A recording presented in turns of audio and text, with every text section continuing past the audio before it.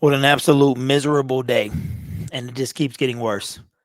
Hundreds of dollars on hotels and tickets, a 10.5 hour drive, 737 miles one way.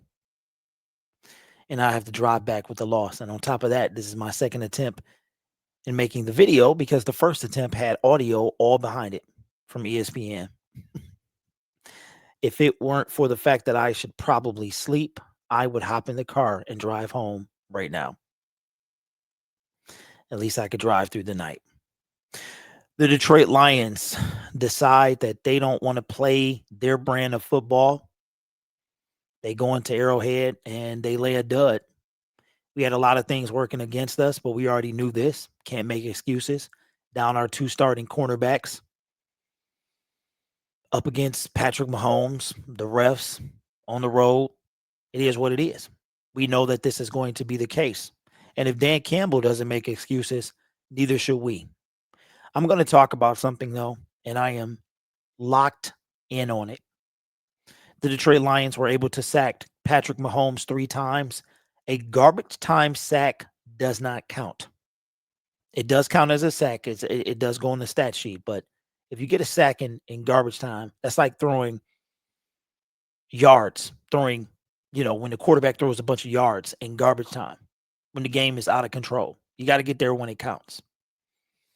Hutch, once again, is the only guy we have from the defensive line. Our defensive tackles have 0 sacks through 6 games. DJ Reader, Tyleek Williams, Roy Lopez, anybody else that comes in there have 0 sacks from 6 games. Every time we have a sack, Hutch has a sack. Every game, the Lions record a sack. Aiden Hutchinson has one. Al-Qadim Muhammad has been missing him and Carmen Sandiego was hanging out together because nobody knew where in the world he was into the end, the garbage time sack in this game. That will be the difference between the Lions losing and winning their first Super Bowl. I'm telling you right now. You're going to go against Patrick Mahomes or Josh Allen. You are going to have to get to them. With that being said, let's take a look at the stats. Every time I click on this, man, I do it wrong. Every single time. I can't wait to get back in the studio, bro. Every single time. All right, so I have to go to this other page. Hopefully you guys can still see me. The Detroit Lions had 18 first downs to the Kansas City Chiefs 26. We got outworked. Rushing first downs 13-16. Passing first downs 13-16. Rushing first downs 5-8. First downs from penalties. Lions got none, Chiefs got 2. By the way, the Chiefs had 0 accepted penalties in this game. 0. It's some crazy stat on Twitter. I already know. Look, the Chiefs it's been the Chiefs and the refs since Patrick Mahomes got in the league. It's going to be that way. You have to outplay them. The Jacksonville Jaguars did it. They also were on the road. So it is what it is. We beat them 2 years ago. No Kelsey, no Chris Jones. Today they had Kelsey, Chris Jones, and both of them guys made plays. The refs helped them out too. But you got to overcome that. Like I said, Dan Campbell to make excuses, neither should we. Third down efficiency. Lions go 5 for 11. The Kansas City Chiefs go 4 for 10. Fourth down efficiency, 0 for 2 to the Kansas City Chiefs, 66%, 2 out of 3. Total plays, 53-62. They had 9 more plays than us. Total yards, 297 to 355 for the Kansas City Chiefs. Drives, 8 to 9. Yards per play, 5.6 to 5.7. Passing, less than 200 yards for the Lions.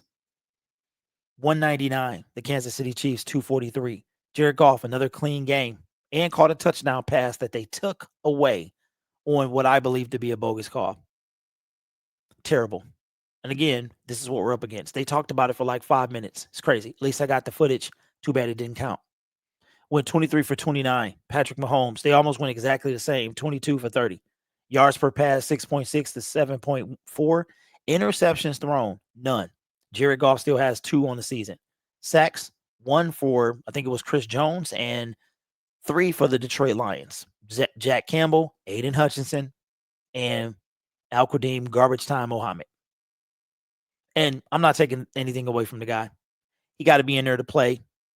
I don't know how many snaps he had, but you got to be in there. But when you're in there, you got to make the most of your opportunity. Why he's not in there, I don't know. If he's not in there, who is in there?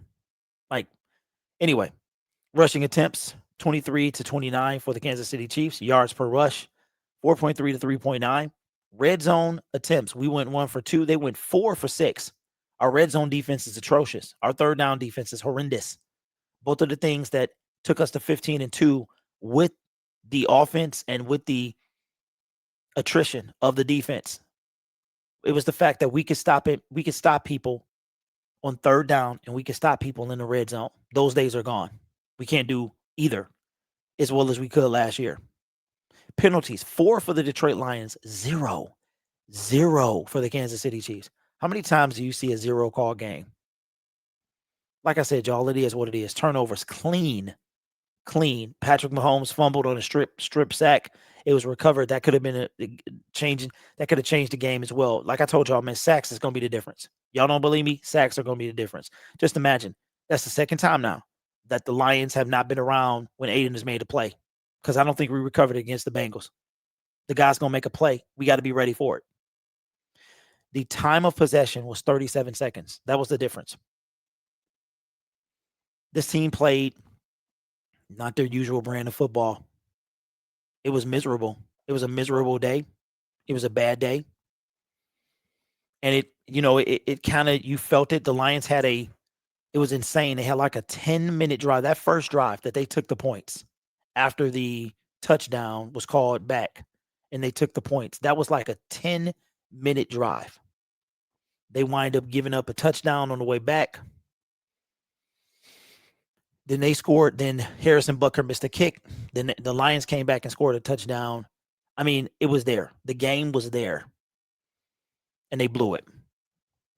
It's a lot to me that, I mean, you could argue Dan. We know Dan's not going to take the points. We know he's not. He could have taken a field goal on that second, fourth down. He decided not to. Amon-Ra St. Brown dropped the pass, right? If he would have caught that pass, nobody would. So we can't. Like I said, I'm not blaming Dan Campbell. But if you have the same, it's funny because nobody's going to talk about St. Brown like they do Josh Reynolds, right? Yeah, the game was bigger, but Saint don't drop passes. And I know he's mad at himself, and I know he's going to redeem himself 20 times over. It was just a bad game. Now, here's where we stand. And I love this. I love this type of thing because it really tests the team. The Detroit Lions haven't lost 2 in a row in 3 years, and they are up against an opponent that is probably first in the NFC right now. The 5-1, depleted at receiver, Tampa Bay Buccaneers. No Mike Evans, no Chris Godwin. Emeka Egbuka went down today. He got a hammy. Not sure if he finished the game. Not sure if how much any of them are going to play next week. Baker making plays, converting 3rd and 14. They beat us last year. We beat them the year before that in the regular season and in the playoffs. If I'm not, yeah, we beat them in the regular season. That 20-6 game when J-Mo caught that over the shoulder pass. It's going to be a dogfight. Do you know that this is the first team this season, right before their bye week? They go on their bye week that the Detroit Lions will face with a winning record. No, the 0-0 Green Bay Packers do not count. This is the first team that will be over 500 this season that the Detroit Lions will face. Lot riding on this. There's a lot riding on this game. Will the Detroit Lions beat a over 500 team, a team that's balling right now, a team that only loss came against the Super Bowl champions? Will they beat them at home? Or will they drop and be 5-2 or drop to a game over 500 at 4-3? It's already going to be a long week. Imagine if they lose that game. And Brian Branch, we're going to have a conversation about him because Dan Campbell said some stuff at the podium during the press conference that leads you to believe if B don't clean this up, he going to be the odd one out. That brother he is going to be, for all the skill. Dan Campbell started saying, we love Brian Branch, but that won't be tolerated here. To me, That was a call to clean it up, but we're going to talk about that in a different video. It's a rough time. I'm 0-2 in games that I've been at this season. In 2023, I was 7-1. Of our 12-5 record, I was 7-1. You know which game we lost. So let me know how you feeling. Sky is not falling, but it was a rude awakening. Today was a wake up call. Maybe you're not up as high as you think you are, but I will say this: the Lions are coming back home. That's going to be a big deal. They're going to need the home field advantage. We have that next week. We play the Minnesota Vikings. I mean, this can go a variety of ways. I mean, season's not over. Got a lot of games to go. Bye week is coming up soon. But today was miserable. And now I have to drive 10.5 hours. It's like 12 because I stop every 2 hours and take 15-minute breaks. So there's 5 different times that I stop. So it takes about 12 hours. If I left now, I would be home at 2 o'clock in the afternoon. Anyway, got to get them next week. And we got to wait. We are the last game of week 7. Anyway, let me know what you guys think. I will say this, though. I'm not off it. If there's any reason to get a pass rush, it's now. Branch is going to be suspended. Not to say we're going to trade in the next week. Suspended Branch coming. Kirby is hobbling. We don't know how long our starting cornerbacks is going to be out. Yes, we need some secondary players, but we also need another pass rusher. Every day, I'm going to talk about it.